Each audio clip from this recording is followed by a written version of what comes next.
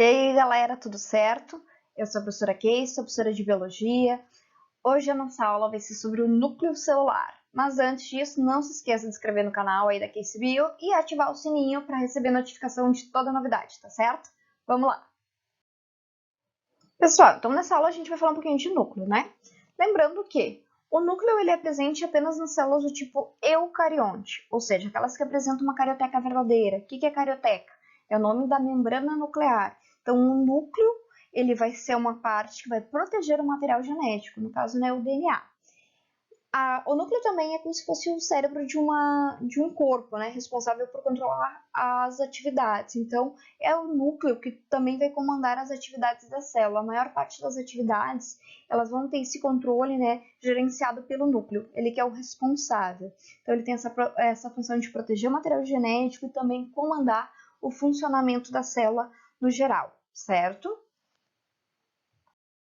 Em relação à composição do núcleo, né? Então, o núcleo ele vai apresentar também duas membranas lipoproteicas, assim como a nossa membrana plasmática. Ele vai apresentar poros, que são furinhos, né, que vão permitir a entrada e saída de substância. Vai apresentar uma região central, que seria o núcleo do núcleo, né, chamado de nucleolo.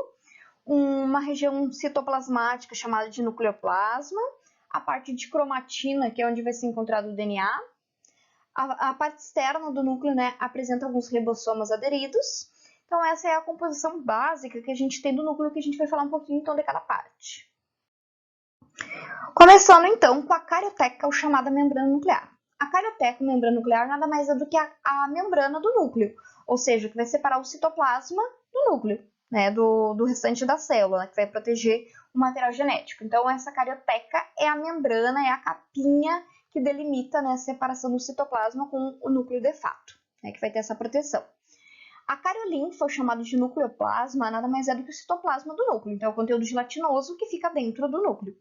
O nucleolo seria o núcleo do núcleo, então é uma região onde acontece síntese de ribossomos, né? O RNA ribossômico e os ribossomos propriamente ditos, né, são formados nesse local. O material genético dentro do núcleo ele pode ser encontrado em dois formatos. Em formato de cromatina, que quando o DNA não está tão condensado, não está tão enrolado, ou em formato de cromossomo, quando está com maior grau de compactação. E externamente ao núcleo a gente consegue ver a presença de ribossomos aderidos, né, à carioteca, unido, né, ou muito próximo ao núcleo também o reticulado plasmático rugoso, com a presença também de ribossomos. E o núcleo vai apresentar alguns poros. Então, começando sobre esses complexos de poros, né? São canais, são furinhos, né? Formados por proteínas que vão possibilitar a entrada e saída de substâncias. Uma dessas substâncias são os RNAs, né? Que são produzidos no processo de síntese proteica, né? De transcrição, da passagem de informação, né, do DNA para o RNA. Esses RNAs, quando prontos para fazer a tradução, né, eles saem do núcleo. Então, os poros permitem, como eu falei, a entrada e saída de substância. São esses furinhos.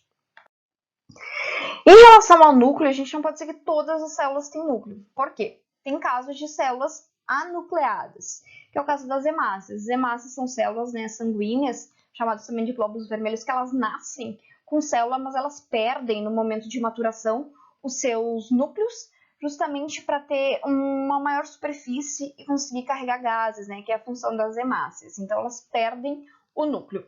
A célula mononucleada é a maior parte das células, né, que apresenta um núcleo. A célula binucleada apresenta dois núcleos. E a gente tem o exemplo do Paramecium, que é um protozoário que apresenta um macronúcleo e um micronúcleo. E existem células, inclusive no corpo humano, com vários núcleos, que são células chamadas de multinucleadas, que é o caso das células que a gente encontra no tecido muscular estriado esquelético, em que tem, né, uma fusão, né, de várias células, ficando, né, vários núcleos então por célula na sua formação geral. Então a gente consegue ver a imagem aqui do tecido muscular, essas células estriadas, cheias, né, com vários núcleos, multinucleada. E do lado aqui uma hemácia, então já anucleada, ou seja, já passou pela maturação. Sobre o DNA. O DNA ele pode ser compactado de diferentes formas dentro do núcleo. A gente pode encontrar o DNA de uma maneira menos compactada, e aí esse DNA é chamado de cromatina, quando ele está então no formato menos compactado, ele está enrolado sobre proteínas que a gente chama de proteínas histonas. E quando o DNA está extremamente condensado, a gente chama ele de cromossomo. Uma coisa também que dá para diferenciar é quando a célula está em processo de divisão celular, ou seja, mitose ou meiose, o DNA está completamente compactado. Então, a gente encontra na célula cromossomo, visualiza cromossomos. Quando a célula não está em divisão celular, que ela está no período chamado de interfase ou intérfase, a gente encontra um material genético menos condensado em formato de cromatina, porque é nesse momento em que a célula está fazendo síntese proteica. Então, os genes eles têm que ficar, digamos que, liberados, abertos, eles não podem ficar escondidos, aglomerados, né, enrolados. Então, eles têm que estar, né, de uma maneira acessível para ocorrer a síntese proteica. Na questão da cromatina, a gente tem ainda a divisão em eucromatina e heterocromatina. Eucromatina é quando a gente tem esses filamentos menos condensados, é o momento em que a gente tem, então, a parte ativa, a parte funcional do DNA, certo? E heterocromatina é quando esse DNA já está de uma maneira mais condensada, então ele está de uma maneira inativada. Então, essa cromatina ela vai se condensando, né? E a gente consegue ver maior grau de esterilização dela, e condensando mais, enrolando-se mais ainda, até formar o cromossomo. Sobre esse formato de cromatina e cromossomo, existe uma arquitetura chamada de arquitetura cromossômica, que são os graus de condensação do DNA. Então, os 4 graus que a gente conta. O primeiro grau de compactação é chamado de nucleossomo. O que é isso? Nada mais é do que o DNA enrolado nas proteínas histonas, que são essas proteínas aqui, amarelinhas, certo? Nesse formato que a gente chama de nucleossomo, é quando a gente encontra um octâmero de histonas enrolados no DNA, então, ou seja, 8 histonas se enrolando com DNA. Só que segue esse processo de condensação, de enrolamento, e entra no segundo nível que a gente chama de nível solenoide. Então, é no momento em que esse nucleossomo se enrola, se compacta mais ainda, tá? Então, as histonas estão mais enroladas e a gente consegue ver assim, esse enovelamento aqui maior ainda nessa segunda imagem aqui. O terceiro nível acontece maior compactação ainda, né, do solenoide, ou seja, as histonas do DNA se enrolam mais ainda. E esse terceiro nível ele é chamado de esqueleto proteico ou cromonema, que é no momento em que essa condensação começa a formar alças proteicas, que a gente consegue ver aqui na imagem, né, essas alcinhas aqui sendo formadas, por quê? Porque está enrolando mais e mais ainda, maior compactação. E o quarto grau de compactação, que a gente tem a passagem então da cromatina ter cromossomo metafásico, é quando acontece o maior grau de condensação. E aí a gente consegue ver lá na divisão celular, quando a célula está em divisão, o cromossomo duplicado em formato de X, na fase que a gente chama de metáfase, tá? Que é o maior grau de compactação.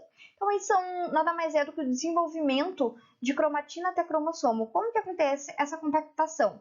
Nada mais é do que o enrolamento do DNA nas histonas. E esse enrolamento, essa condensação vai aumentando, cada vez é mais compactado, mais enrolado ainda, até formar o cromossomo. Então, o cromossomo, quando a gente enxerga ele em formato de X, ele está duplicado. Então, aqui a gente tem um cromossomo duplicado. E quando a gente encontra ele na região central, no meio da célula, a gente diz que é um cromossomo metafásico, ou seja, na fase de metáfase durante a divisão celular. Pessoal, seguindo então algumas características mais para lembrar sobre cromossomos. Os cromossomos podem ser encontrados de duas formas na célula, ou na forma simples ou na forma duplicada. Isso vai variar em que momento do processo do ciclo celular ele se encontra, tá? Por quê? A célula pode estar em intérfase, que é quando ela não está em divisão, é quando está produzindo proteína, síntese proteica, ou quando ela está em divisão celular, que é mitose ou meiose. Sempre antes da célula dividir, ela vai passar por o momento de duplicação do seu material genético. Então, a gente pode encontrar inicialmente a célula com cromossomos do formato simples, que é quando ele tem, né, uma forma semelhante à letra I, e a gente pode encontrar o cromossomo em formato duplicado, que é quando ele parece, né, a letra X. Quando ele está duplicado, esse cromossomo apresenta duas cromátides. A gente chama essas cromátides de cromátides irmãs. O que são as cromátides irmãs? São duas cópias desse cromossomo e eles são unidos, né, por uma região de maior compactação que a gente chama de centrômero, certo? Isso é importante então lembrar. Então, em relação ao ciclo celular, como eu havia comentado, a célula faz basicamente duas coisas principais da vida dela. ela fica no período de intérfase ou interfase, que é o momento que ela não está em divisão celular, que é a maior parte do tempo, que ela fica realizando as atividades metabólicas, principalmente produzindo proteína. E o momento que ela está em divisão celular, que pode ser do tipo mitose ou do tipo meiose. Quando a gente encontra o material genético na intérfase, ele está em formato de cromatina, menos compactado. E quando a célula entra em divisão celular, a gente encontra o material genético em forma de cromossomo, ou seja, em maior grau de compactação. Em relação às características do cromossomo, então, aqui a gente tem um cromossomo duplicado, né, porque ele está em formato de X. Então, esse cromossomo aqui, ele apresenta uma região de maior compactação chamada de centrômero, certo? Onde ele tem um estreitamento. Nesse caso aqui, a gente apresenta, né, duas cromátides. Então, aqui é uma cromátide e aqui é outra cromátide, chamadas de cromátides irmãs, que são unidas, né, por esse centrômero. E nas pontas das cromátides, né, dos braços, a gente encontra uma regiões chamadas de telômero. Então, cada cromossomo apresenta 2 telômeros, um em cada extremidade. E o que são esses telômeros, então, e para que eles servem? Esses telômeros, eles são regiões de proteção, tá? A função é dar estabilidade e proteção para o cromossomo. O que acontece? Cada vez que a nossa célula divide, um pedacinho desse telômero é perdido. Então, a gente consegue acompanhar aqui na imagem, né, toda vez que acontece, né, aqui uma mitose, vai acontecendo esse processo de divisão celular. Então, a gente tem aqui, né, o telômero, digamos, íntegro, quando a gente nasce, e a cada divisão celular ao longo da nossa vida, esse telômero vai encurtando. Inclusive, né, tem alguns estudos que falam que dá para estimar mais ou menos a idade de vida de uma pessoa de acordo com o tamanho do seu telômero. Tá? Então, são sequências que vão, não codificantes, né, de DNA, que vão proteger dessa estabilidade ao longo das divisões, né, já que há sempre essa perda, né, esse encurtamento ao longo desses processos de divisão. Pessoal, então assim, além do conceito de cromátide irmã, que a gente já viu, que é quando tem um cromossomo duplicado, né, e então a cópia desse cromossomo que a gente chama de cromátide irmãs, para que na hora da divisão celular, né, vá para suas respectivas células, né, essas cópias, é importante também lembrar do conceito de cromossomos homólogos, que são, na verdade, cromossomos correspondentes. Como assim correspondentes? Na hora da fecundação, a gente herda 23 cromossomos da mãe e 23 cromossomos do pai. Pegamos um cromossomo tipo 1, um cromossomo do tipo 2, um cromossomo do tipo 3, e assim até o parzinho 23. Então, o cromossomo 1 da mãe faz par com o cromossomo 1 do pai, o 2 da mãe com 2 do pai. Então, isso são cromossomos homólogos, são cromossomos correspondentes. Eles têm sequências de genes similares, ou seja, que correspondem, certo? Então, cromossomos homólogos nada mais é quando a gente tem esse cromossomo correspondente do pai ao lado do cromossomo da mãe. Em relação à classificação dos cromossomos, eles podem ter a região do centrômero em diferentes locais, certo? Quando a gente tem a região do centrômero exatamente no meio, no centro, a gente chama esse cromossomo do tipo metacêntrico, exatamente no meio. Quando o centrômero está um pouquinho mais para cima do meio, a gente chama de submetacêntrico, ou seja, um pouquinho acima do meio. Acrocêntrico é quando ele está mais na extremidade, né? Esse centrômero já está mais para o ápice, e o cromossomo do tipo telocêntrico é quando tu tens o centrômero prendendo entre os telômeros, certo? Lá na região, nas pontas, exatamente na extremidade. Então, esses são os tipos de cromossomos, né, que são classificados em relação só a essa região do centrômero, né, que é essa região de maior compactação. É importante lembrar que os cromossomos, eles apresentam genes, né, que a gente fala bastante lá em genética. Mas o que é o gene? Gene nada mais é do que um pedaço, um fragmento de DNA que tem informações importantes. Importantes para quê? Para produzir proteína. Tudo na nossa vida é proteína. A cor do olho, a cor do cabelo, todos os nossos tipos sanguíneos, nossas características são manifestadas a partir de proteínas. Então, os genes estão ligados, né, com informação para produzir proteína. Então, aqui na imagem a gente consegue ver, né, que dentro da célula, dentro do núcleo da célula, a gente tem o material genético, ou seja, né, o DNA, os cromossomos, e um pedacinho desse DNA a gente chama de gene. E esse pedaço de DNA é responsável, né, por produzir as proteínas que vão ser fundamentais, né, nas nossas características e informações hereditárias. Em relação à quantidade de cromossomos, os humanos eles têm 2 tipos de células, as chamadas células haploides e células diploides. Isso está ligado com a quantidade de cromossomos que a gente tem.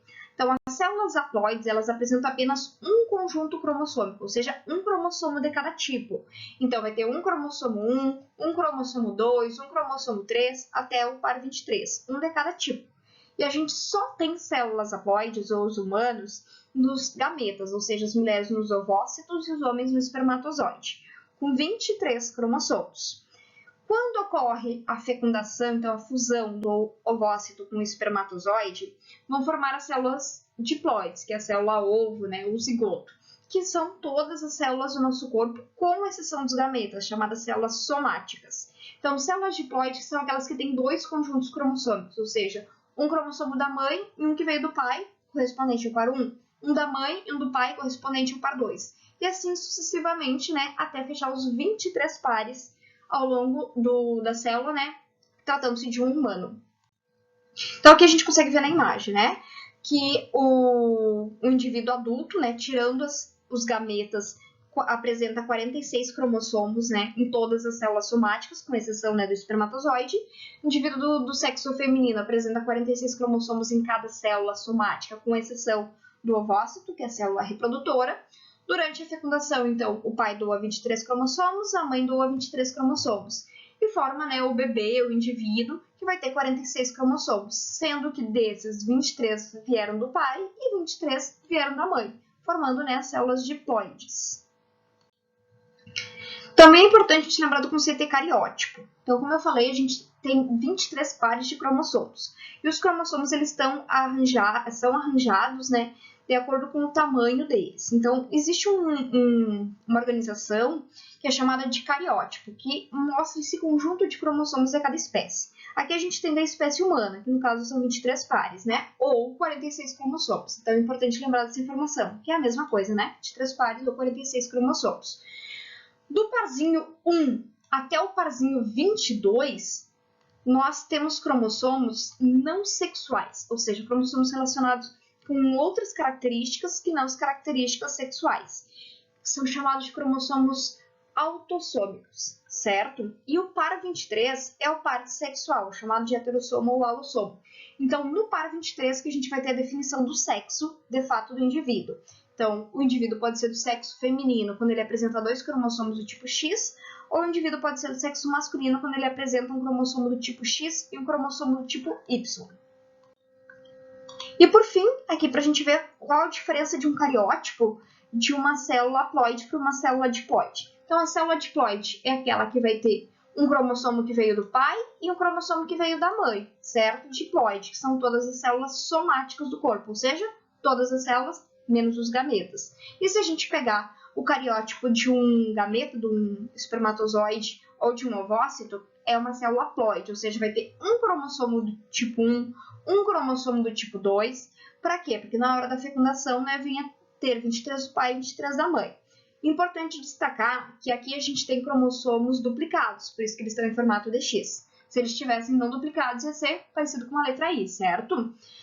Lembrando, cromossomos homólogos é quando a gente tem cromossomos correspondentes. Aqui o parzinho 4, um cromossomo homólogo 4 do pai, homólogo com 4 que veio da mãe. E do par 1 ao 22 são cromossomos autossômicos, ou seja, não sexuais, e o par 23 é o que determina o sexo. Aqui, como eu tenho um cromossomo grande e um pequeno, é um XY. Por quê? Porque o tamanho do cromossomo Y ele é bem menor do que o X. Se eu tenho 2 cromossomos bem grandes, no par 23 eu tenho uma menina. E se eu tenho um grande e um pequeno, eu tenho um menino, certo? Porque o Y é menorzinho. Então, o par 23 é o par sexual. Com isso, a gente fecha a nossa aula de núcleo celular. Certo, pessoal? Beijo, até a próxima aula.